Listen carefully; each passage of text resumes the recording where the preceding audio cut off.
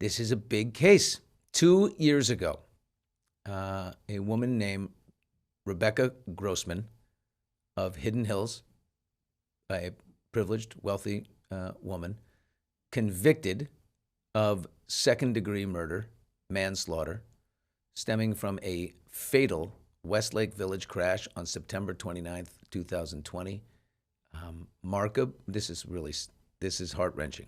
Mark and Jacob Iskander, 11 and 8, two little boys, crossing Triunfo Canyon Road with their mother and younger brother when they were struck and killed. That evening, Rebecca Grossman had been driving a white Mercedes SUV to her home near Westlake Village after having a drink with her boyfriend, Scott Erickson, who was an ex-MLB pitcher and an ex-MLB player named Royce Clayton, his friend. Two dudes. They all planned to meet up at Rebecca's house to watch the presidential debate after that, according to testimony in her criminal trial. But Scott Erickson and Rebecca Grossman drove separately in their own cars. Royce Clayton stopped at a store along the way. The Iskander family, mom and 3 kids, were in the crosswalk when witnesses said they saw and heard vehicles speeding towards them. The black SUV, reportedly driven by Scott Erickson, reached the crosswalk first. The boy's mother, Nancy Iskander, grabbed her youngest son, where she was closest to her, dove out of the way of the black vehicle. She said this during trial in 2024. Then along, right afterwards, comes the white SUV. And the mom, Nancy Iskander, pushes her youngest son out of the way. She looks up, her 2 other sons, she doesn't even see them. She only had time to grab one. The other 2 are gone. Doesn't know where they went. She looked up, they disappeared. So, obviously, you can figure it out. They both had been hit and killed. There they are. They're adorable. Rebecca Grossman's airbags went off. And in the criminal trial, they said she continued to drive, to get away. Her car went about a third of a mile until her vehicle automatically shut off because the airbags came out. The roadside assistance operator called her, we got an alert because of the airbags. She appeared not to know what she had hit. Later on, when she was told that she had hit 2 children, of course, she was devastated. So the criminal trial concluded back in 2024, and Rebecca, it was said, was driving 73 miles an hour in a 45 mile per hour zone at the time of the crash. Of course, her team contests this. A jury found her guilty of 2 counts of second-degree murder, 2 counts of vehicular manslaughter, and hit-and-run driving. She was sentenced in February 23rd, 2024. 15 years to life on each of the 2 murder counts, 3 years on hit-and-run driving, all to run concurrently. She filed an appeal. Her convictions were upheld based on bad lighting in the streets, claims that she was not drunk, a blood alcohol content of 1/100 of a percentage point under the limit. The blood sample 3 hours later was at 0.08, which is right at the legal limit.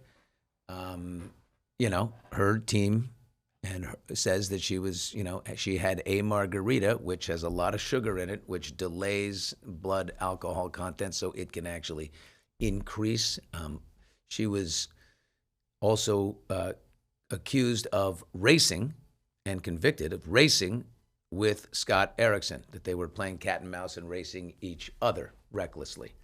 And by the way, if that's the case, they both say that is not the case. But if it is the case, whose idea would that be? Not likely the woman. Amazingly, Scott Erickson was never called to testify in Rebecca Grossman's criminal trial. That changed this week as he was called to the civil trial, which got underway. The guy is a terrible witness, a man who covers his tracks like this dude, and terribly, by the way, recklessly, has definitely got something to hide. Listen to him on the stand. You deleted many of the messages from her and you, correct? Yes. Because you knew if somebody got a hold of those messages, they could be damaging to you and Rebecca Grossman on your accountability. I did not know that. Okay. In fact, sir, as you sit here today, you deny any responsibility or accountability whatsoever for the death of Markup and Jacob Iskander, correct? He doesn't know what to do. Look at this guy. Am I impugning myself? Yes. It took you a long time. Yeah, sure did. Isn't it true, sir, that you really do know that you're responsible and you should be accountable, and that's why it's hard for you to say that? Overruled. No. Overruled. Well, you know, sir, don't you, that if you're racing someone and that other person, not you, kill someone, you can be held responsible. You understand that, right? I was never racing. We'll describe. Smart enough to say that. Did you know that when you reviewed the police report, did you see all the witnesses Okay. that said you were racing? Okay, there are witnesses saying they heard the revving of the cars. They saw the cars, coming at. Point is, this guy, he's got missing or deleted messages from WhatsApp with Rebecca Grossman. In the years that followed, he, got rid of these messages. He admitted to deleting some of them, to lying or omitting information, including knowingly handing over a vehicle to experts that he said he was driving at the time, but he wasn't. Okay? Why would he do that? He was asked to turn in the car he was driving, and he turned in a different car. Correct. You knew that the victims were spending money hiring expert witnesses to inspect a vehicle that you lied and knew wasn't in the accident, didn't you? Yes. And you had no problem withholding that information, right? I knew it was the wrong thing to do.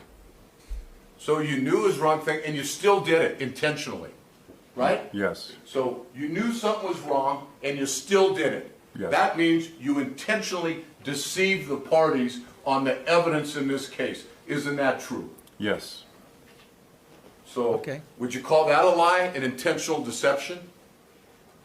It's all one part of the same. Oh, boy. This cheapskate. So he says it's because he's a cheapskate. He acknowledged that he was driving his 2016 high-performance Mercedes-Benz on the night that these two boys died, and that he regularly switched license plates with his older 2007 model for 6 years to avoid having to pay registration fees on the second vehicle. Okay? Scott Erickson testified he drove both inside and outside of California with phony plates. It's something called cold plating to avoid registration fees. It's interesting that he would register a 2007 and not the 2016, keep the old one, but and keep switching plates. There's more on this in a second. Rebecca Grossman's attorney is a woman named Lara Gressley. She filed the petition seeking, by the way, California's Supreme Court to review this. And they will question the jury with, it was implied malice here. The increasing use of second-degree murder charges in vehicular homicide cases. She described the issue as recurring, consequential, and of statewide importance. She's going after that.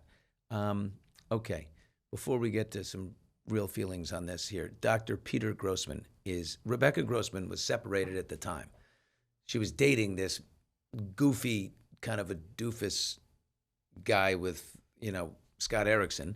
Good looking, though, right? Dumb jock. Good head of hair. She's a woman in her 50s. Like, I'm newly separated. Like, let's go. But she was separated from her husband of a long time, Dr. Peter Grossman. Together, they run and founded the Grossman Burn Center. He is a top surgeon. He does cosmetic surgery on all kinds, but his greatest gift to the world and philanthropy is the Grossman Burn Center. So he spoke to Dr. Phil. He's done one interview. He talks about, she's in hell for the rest of her life. He thinks the legal system stretched the meaning of implied malice. He, presents a lot of information about Rebecca and a lot of question marks about the night. So, here's what I'll say about this. Very importantly, I think we all agree, if a grown-ass woman goes out and drinks a bunch of cocktails and gets drunk and drives home at a high rate of speed playing cat and mouse with a man or anyone and strikes 2 children and kills them, no mercy. Bye-bye, you're gone. Zero tolerance on that front. There are definite things. Here's a major issue that we're going to explore and get into. She was never convicted of DUI, right? It was an hour or 2 after, whatever, and whether it was a slow build inside the blood alcohol content or she got away with it because it was hours later, she was not convicted of a DUI. She claims she had 1 margarita and maybe like a half a drink at, hours earlier. 2 bars would say they went to 2 bars, and the witnesses there have definitely concluded that Scott Erickson, clearly a guy with a drinking history, as he's got a prior DUI himself, that he had 4 drinks. And in this situation was driving ahead of her. Now check this out.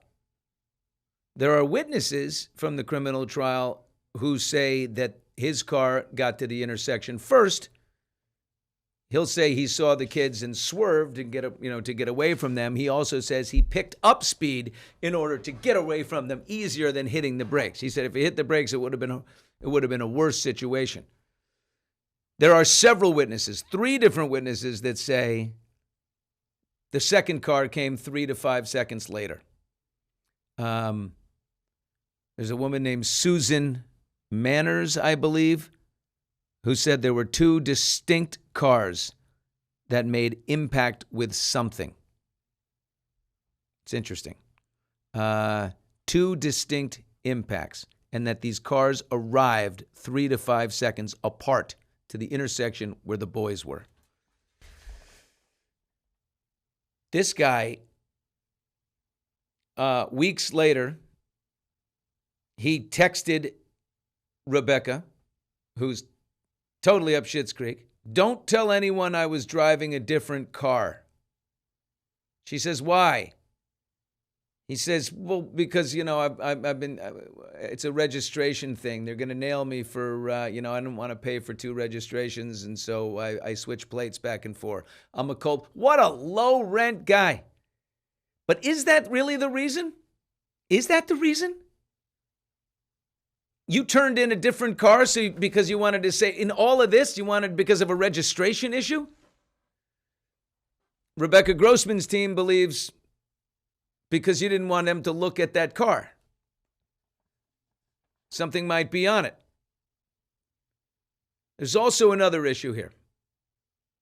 The Los Angeles Sheriff's Department should have done a little more investigating into Scott Erickson. I think we can decide that. But at the time, the district attorney was a guy named George Gascon.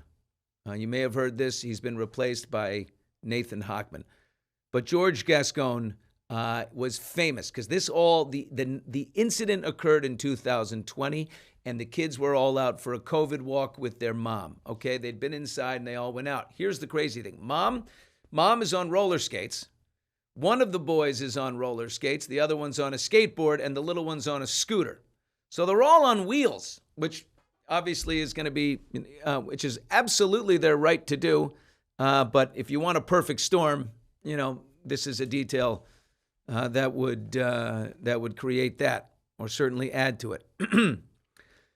But George Gascon is the DA at this time. He's letting protests, all over Los Angeles with people without masks. He's letting criminals smash into CVS pharmacies and get out of jail the next day. He is known to be very soft in the wokest of ways on certain members of the community when it comes to crime and punishment.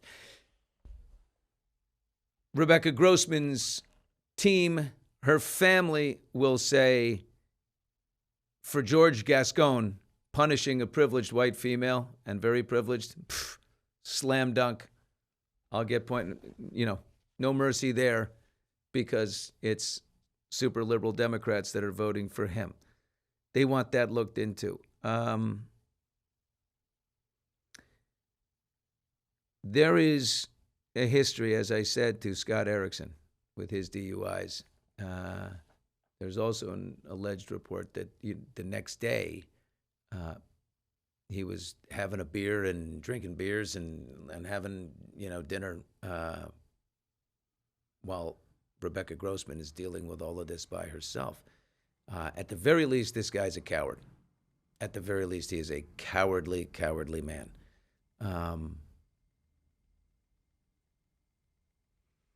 At this point, there's been a criminal conviction. She's been in jail for over 2 years. I think the family has settled in a civil trial. Not a civil trial, but they have paid money to the mother, and now they have a civil trial with the father. And the father, it's the father versus Rebecca Grossman, and then it's the father, the mother, and the living child versus Scott Erickson as well. So Scott Erickson is now on the stand in a civil way. But, if the future of this, if they're trying to go to the state Supreme Court and get this overturned, there needs to be a dive into Scott Erickson. And I'm just telling you, that's where we are right now on the whole thing. And my chair keeps sinking. But I look at that guy on the stand, and I see someone carefully trying to parse their words out. I see a person with something to hide. And I think there's all kinds of evidence here. There's no way that Rebecca Grossman doesn't deserve punishment. I mean, the question is it manslaughter, vehicular manslaughter, or is it second-degree murder, which she was convicted of? And if this family can prove that Scott Erickson, if there was a witness that heard impact, two different distinct impacts, is it one child on each car? Are they going to be able, if the state Supreme Court takes the case, are they going to be able to do that and be able to show that? That remains to be seen. But I'm going to reach out to some people on this. I wonder what your thoughts are. Doesn't this seem very interesting to you? I don't know. Old people acting like teenagers. I feel so bad for the parents. Yeah, in the end, look, it's devastating for the family. I have a friend, friends who lost their son a year ago to a drunk driver. And this is just outrageous. And actually, there is an article written on Maria Shriver's newsletter, written by this woman who lost her son. And it said, what exactly, the article is called The Pressure to Forgive. And I think this is really a big issue in all of it, right? What exactly are victims being asked to do when they're asked to forgive, right, the offender? Are we being asked to let go of anger, to make peace with injustice, to soften our pain so others can bear it more comfortably, to release the person who caused the harm before we have figured out how to live with it ourselves? She says she understood the intention. It came from a good place, from the widely held belief that forgiveness is the best path to peace. But this mother writes, I'll be honest, my reaction was not pretty or graceful, nor am I proud of it. Tears and rage.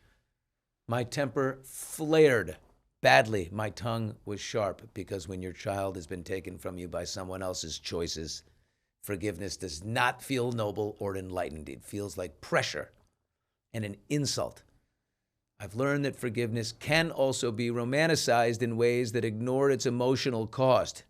Introduced too soon, it can feel less like healing and more like an insult placed on the wounded. And what exactly do we receive in return? Do we get peace? Maybe. Do we get liberation? Possibly. But do we get our loved one back? No. And what exactly do we receive in return? Perhaps the real goal is not forgiveness. Perhaps the real goal is truth. Truth about the life that was lost, and truth about the damage that was done. Truth about the pressure we place on the broken to become symbols of strength while they are still learning how to breathe. If forgiveness ever comes, let it come honestly. If it does not, let honesty be enough. Boy, is that well written. Boy, is that well written. And I say it again, as we explore what the hell is going on with this guy and this case and what were the circumstances and everything. Remember, when they prosecuted Rebecca Grossman, who's in jail, it was implied that she was drunk. The actual lab results do not show that. So they did not get that as a conviction, and it wasn't officially part of the case, but it was implied. You're out with this guy, drinks were ordered, that there was definite impairment. Her people saying that's not proven and it's not true, that she only had one. I'm going to say if it is true, obviously, let's be very clear. You pass the legal limit, you get drunk, you get in your car, you kill a child, that's on you. You are done. Bye-bye. But is it worth looking at the district attorney at the time, his motivation, the Los Angeles Sheriff's Department? What were they going for? The easier conviction of this woman, who is a very unsympathetic character, an unsympathetic profile as far as the public is concerned? And what about this guy and his culpability? How did he just get eliminated? Putting him in the criminal trial would definitely muddy the waters with her. So if she's the one, you got to get a conviction and you got to get rid of him. He didn't actually make the impact. So people say. Her people think he might be 50% responsible on that front too.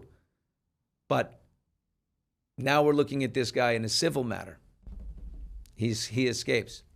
So I've reached out to some people. I've reached out to her husband. May talk to Dr. Peter Grossman and from a very neutral position, because I am not going to be the guy that is, sympathetic to someone who gets shit-faced and takes the lives of two little boys. But it's worth finding out what was going on there, and if she was. What evidence has he gotten on his own that says she was not?